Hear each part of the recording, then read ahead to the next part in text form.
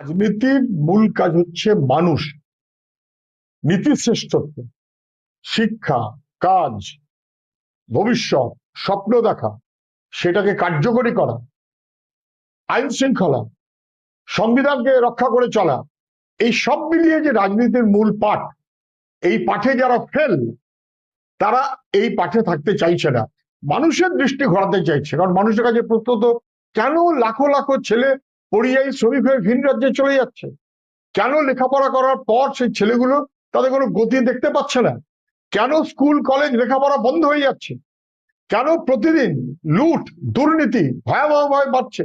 ফলে এসব মানুষের মনের মধ্যে যেন সরিয়ে দেওয়া যায়, সরিয়ে রাখা যায়, তার জন্য হঠাৎ করে মন্দির আর মসজিদ এইসব খেলায় লেগেছে।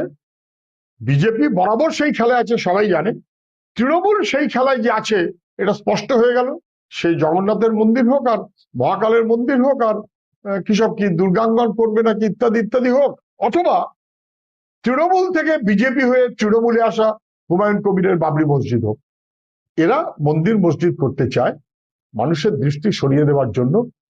রাজনীতিতে ফেইল্ড যারা, তারা এইসব মনোভাব দিচ্ছে।